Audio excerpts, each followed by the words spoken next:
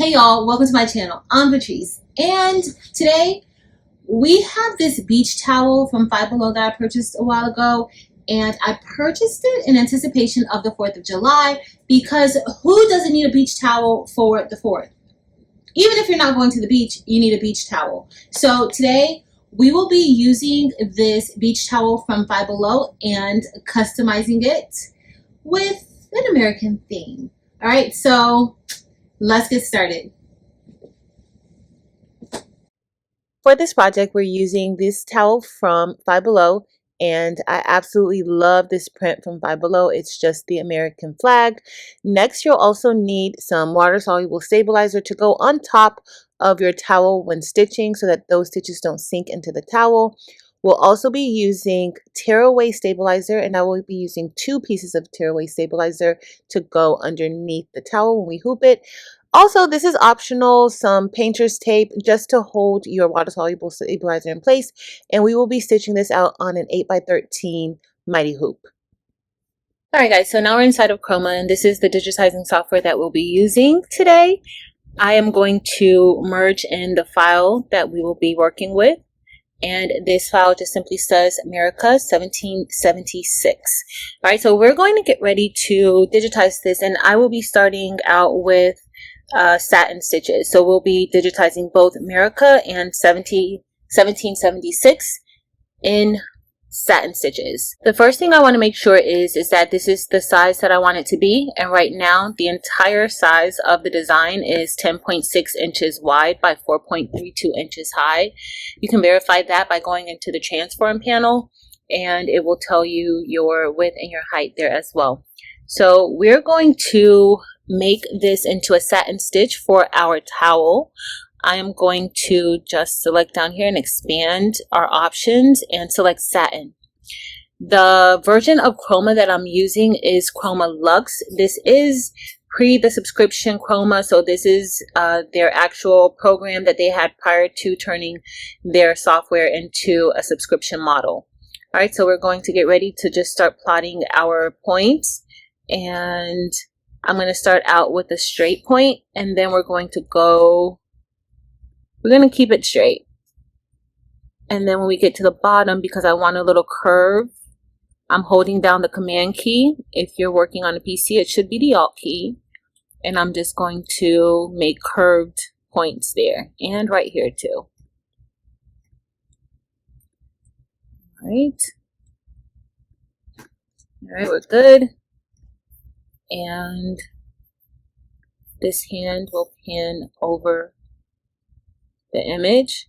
Now this already came in as a vector file. This is an SVG file that we brought in. So these are all vector lines. You can kind of just turn it into satin stitches from here, but I prefer to have more control so that I can break it where I want it to break. All right, so I'm just going to head over to the left and select the shape panel or the shape function, and we're just going to clean this up a little bit, clean our trace up just a little bit.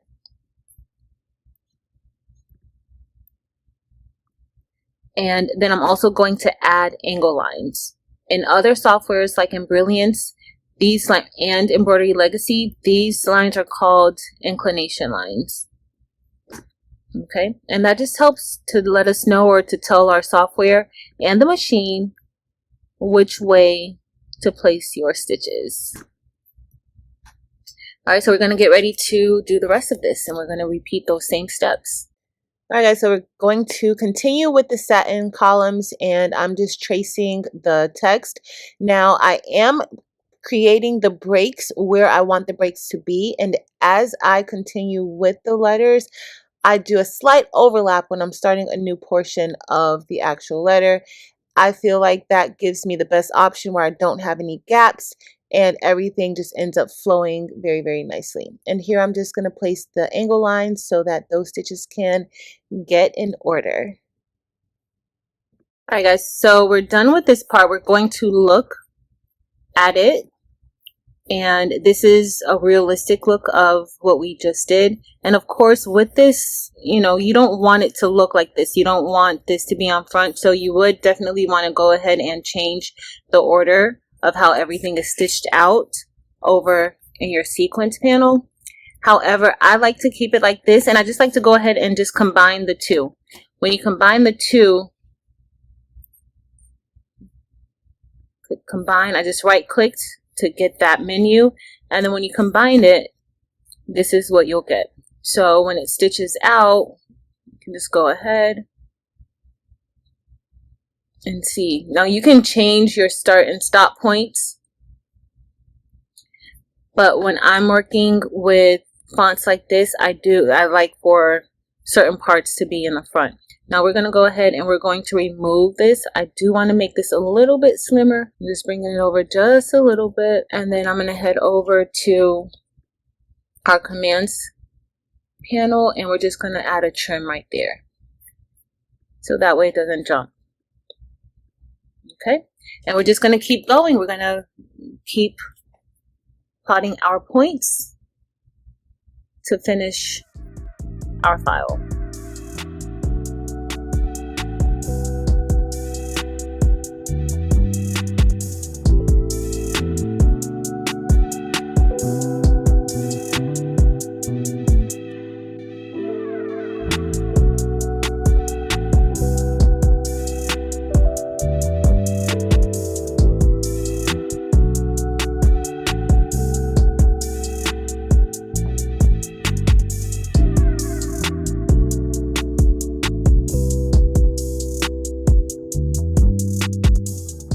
For letters like the E, you have to shape it and you have to create the columns within yourself because of that opening, because of course you don't want an opening in your letter. And so I'm just following that shape, and I had a start point kind of to the left of that opening.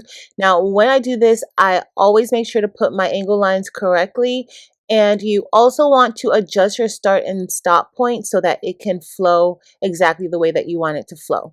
That looks really good now. All right, so the same thing with the R. I'm going to break it off at the stem, and then for the hump of the R, I will restart stitching our satin column. The reason why I do this is because that satin column will be too wide if you continue to just plot your points without that break, and you don't want a satin column too wide because it's not going to stitch out correctly.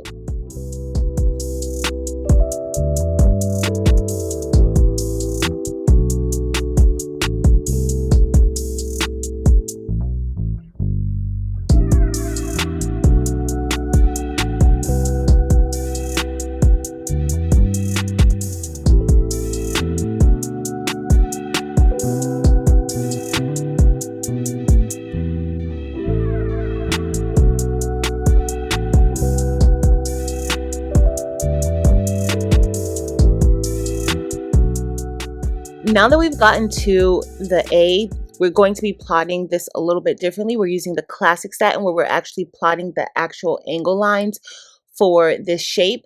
Also for like O's or anything like that, this is how you will typically plot your points.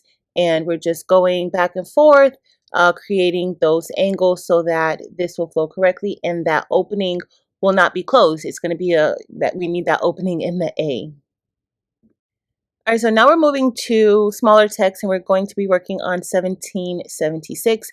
And this is probably one of my favorite types of words to work on, where you're using basically the same letters. So you only have to digitize the letter once, and then you can just copy and paste or duplicate that letter the next time it is in the sequence. So now we're just doing the S, the E. We're going to do the V. And that was a very easy plot. All we did for that E was duplicate that E, and this is just how it's going to go for majority of this particular word where we're just duplicating. So this really does save on time. So just know when you have letters that are identical, all you have to do is copy and paste, and you don't have to keep starting from scratch. Once I'm done digitizing the design, I want to make sure I have all the colors how I want it to be, and then go ahead and make sure that they're layered correctly in the sequence panel. Also, I want to always make sure that my density is going to be good, and so here I'm just adjusting the underlay of my stitches, and that also reduces the amount of stitches that you have in the end. So I like to do that because you don't need a very thick design for this particular stitch out. So that's what I'm doing, making sure that I do that because sometimes we have unnecessary stitches. After that, I went ahead and removed some of the jump stitches that we don't need. Always make sure to play back your design so that you can see exactly how it's going to stitch out and make sure everything is in order. And now we're just going to save this. My machine uses a .dst exchange, so I will be saving this as a .dst so I can upload it to my embroidery machine. Next up, we're going to grab our embroidery hoops because guess what? We're ready to stitch this out and test it out. I'm putting this onto this towel. If you're going to test stitch it out onto some cutaway stabilizer. So here we're just cutting the piece of stabilizer that we're using. Again, we're using tearaway stabilizer, 2 pieces, and I placed the bottom mighty hoop on the hooping station so that we can get this all hooped up. Now we have our towel and you can use some basting spray to put this on. I like to fold the towel in half. Also, ironing it can also help to make sure you have an exact crease down the middle of the towel. And I'm doing this so that I can get the center mark of the towel. And use some basting spray so that you can put it on just in case it may slip off of the tearaway stabilizer while it's just hanging there. All right, so the next thing I'm doing, I'm just making sure it's centered and I'm just going to go ahead and open it up.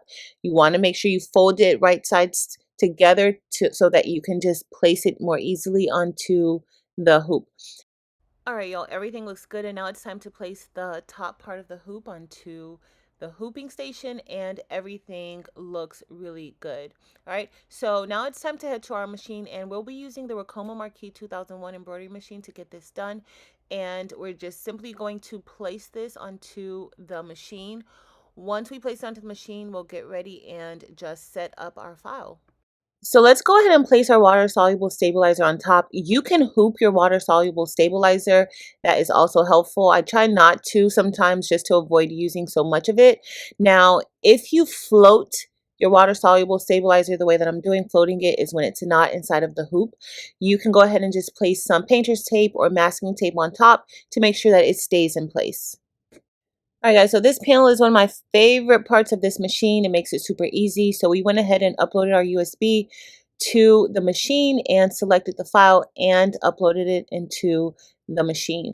Now we need to select our colors, and because it's going to be stitching out on the red and white area, I'm going to go with blue, and instead of using a white for that second color, I'm going to be using gray. Now you can make this one color if you want to, but we're just going to go ahead and do 2 colors. The next thing I need to do is turn this upside down because the direction of the towel, I want it to be red at the bottom. So if I'm laid out on the beach, I want somebody walking by to be able to read it correctly. And so we're going to just go ahead and rotate and flip that upside down. The last steps we're going to take is to make sure that nothing is obstructing the machine underneath that embroidery arm, and finally tracing the design, making sure that we're not going to be hitting the hoop and it is placed correctly. I did move the design down a little bit because I want it closer to the edge of the towel, and everything looks good so far. So let's see this baby stitch out.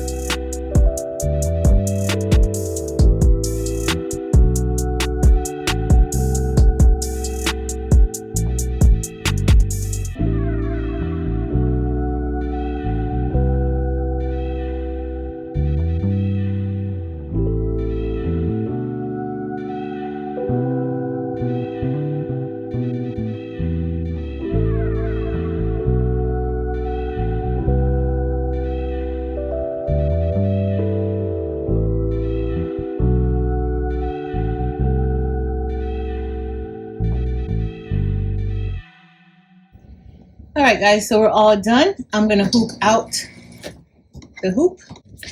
Before we unhoop it, I'm just going to go ahead and remove the water-soluble stabilizer. I'm peeling this off because it's just so much and I want to try to keep a little bit of it, but water can totally dissolve this for you.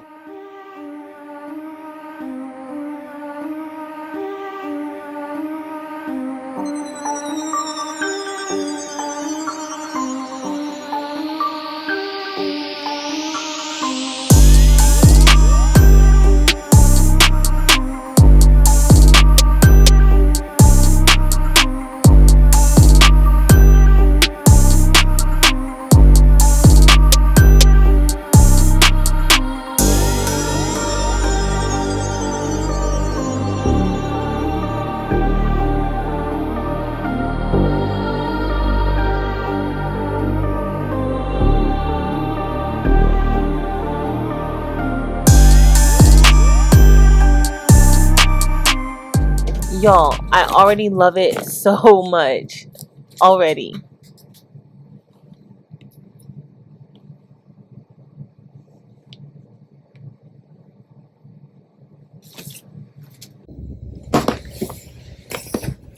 All right, so we're all done, and I'm going to remove this from the hoop. I think it turned out really good. I love how this turned out, and we're just going to remove the tearaway stabilizer from the back.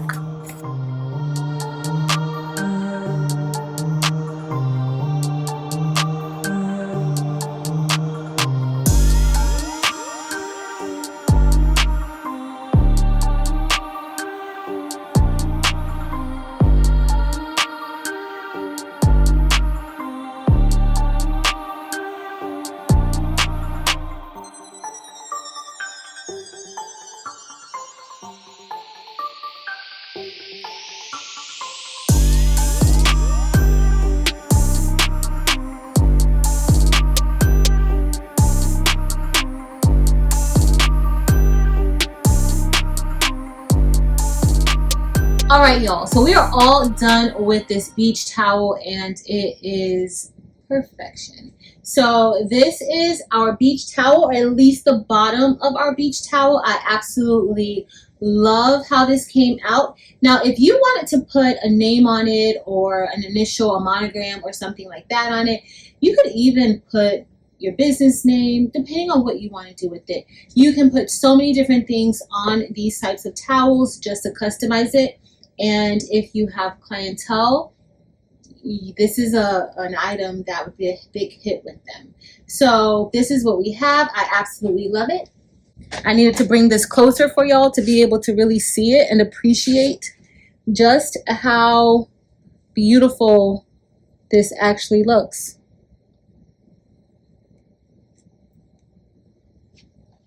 All right, y'all, so we're all done, and this was a very, very quick and easy project, perfect for beginners. And definitely getting these towels from Five Below, especially like the decorative ones, I love being able to get these. But you can get these types of towels from anywhere. Even Walmart has a nice selection of decorative beach towels. Amazon, there's so many places, but I absolutely love how this one came out. If you enjoyed this video, please be sure to give it a thumbs up. Also, make sure to head over to Facebook, Instagram, and TikTok and join the Craftable Things communities there as well. We would love to have you. But that's it for today, y'all. Thank you all so much for watching. Until next time.